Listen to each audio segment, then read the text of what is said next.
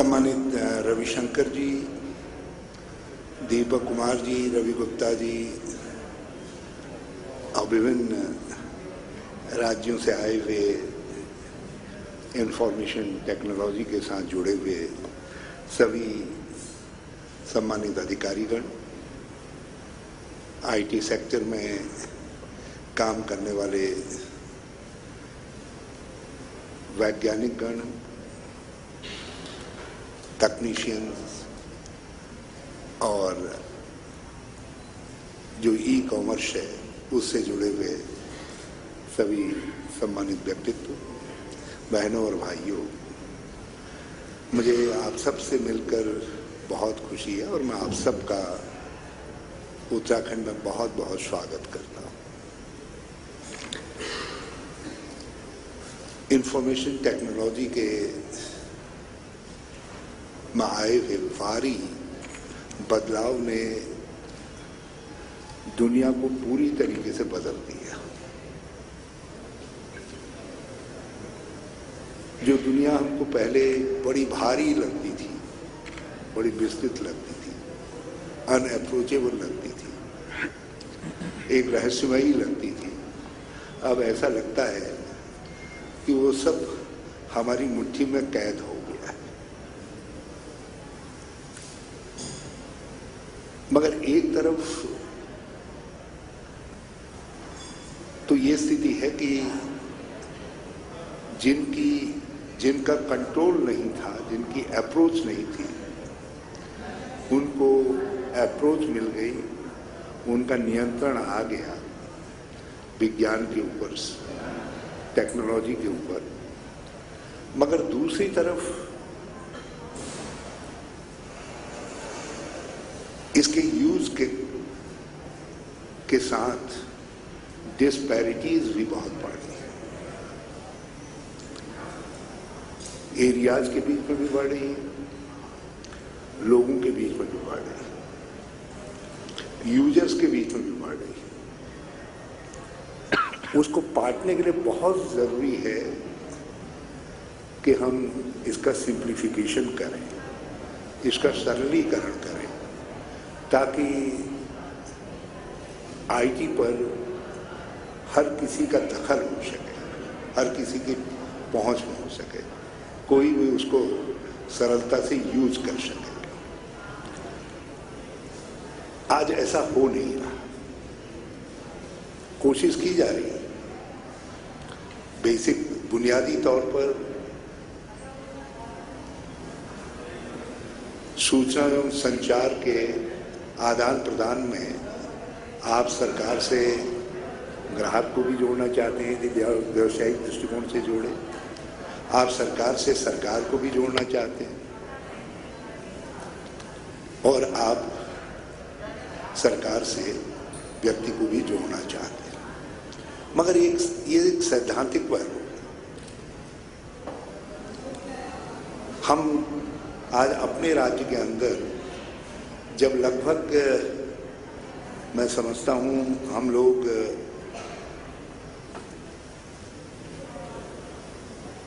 अपने 100 सरकारी केंद्रों के माध्यम से एक बड़ी शुरुआत कर रहे हैं लोगों को सुविधा देने के लिए। तो मैं जब लोगों से पूछता हूं कि आप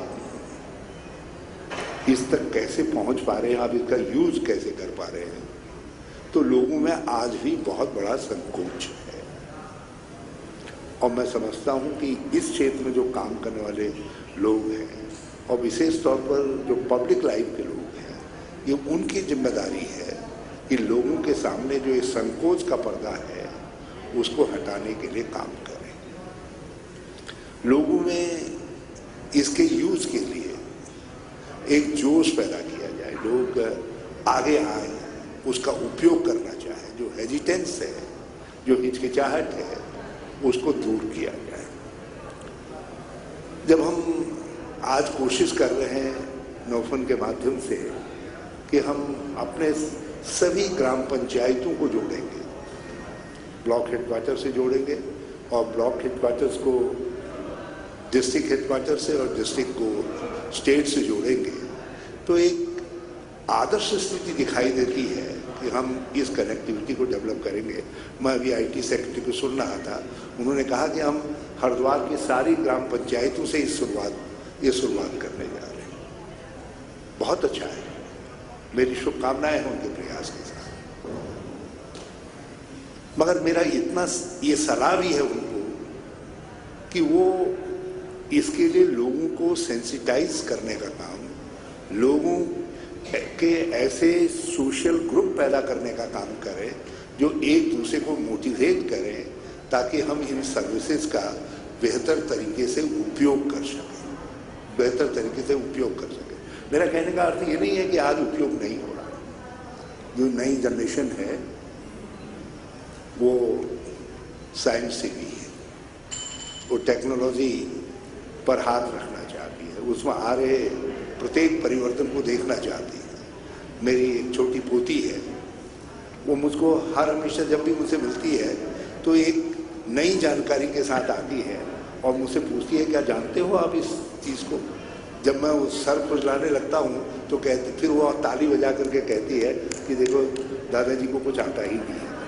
तो आज जितने हम दादाजी बाबा जी लोग हैं, दादाजी लोग हैं, वो बाबा जी लोगों के सामने जो है बच्चे हो गए हैं, वो सयाने हो गए हैं, क्योंकि ये टेक्नोलॉजी ने उनके अंदर ये परिवर्तन लाया है, आईटी ये परिवर्तन उनके अंदर लाया है।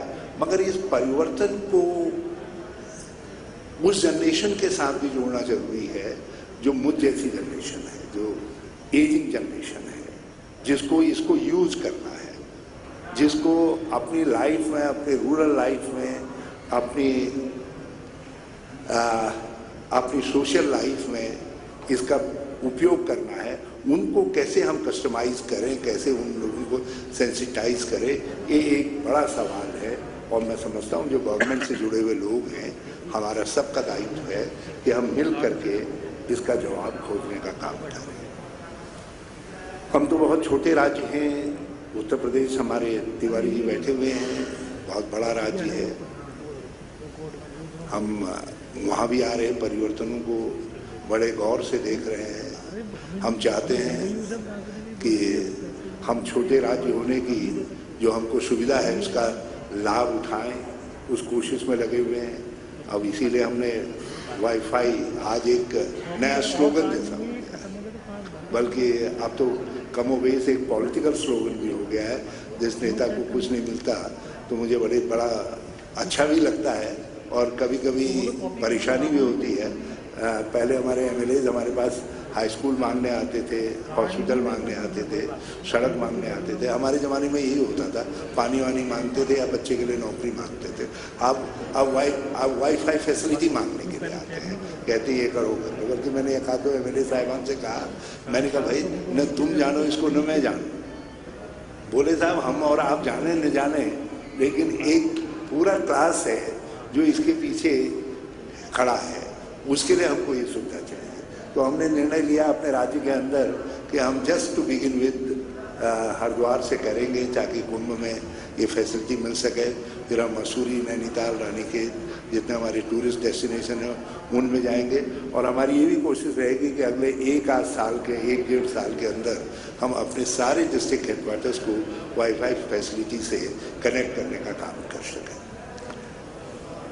हम जिस क्षेत्र में इस समय सबसे ज़्यादा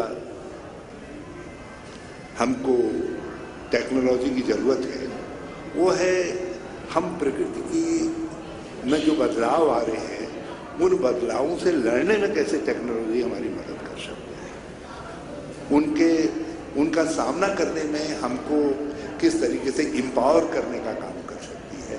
अभी टेक्नोलॉजी निश्चित तौर पर होगी और है, मगर हम उसका एप्लीकेशन अभी शुरू नहीं कर पाए हैं। मैं आईटी सेक्रेटरी से चाहूँगा कि इस पर ज़रा सा ध्यान दें, ज़्यादा फोकस करें, क्योंकि हम चाहते हैं कि हमारा इतना वेल कनेक्टेड नेटवर्क हो,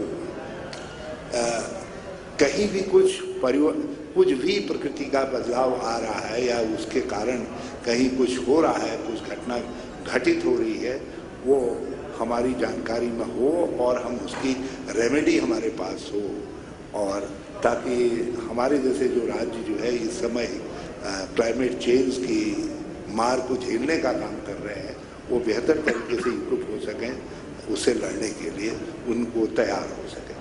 और ई कॉमर्स के क्षेत्र में भी हम इसका किस तरीके से बेहतर उपयोग कर सकते हैं, ये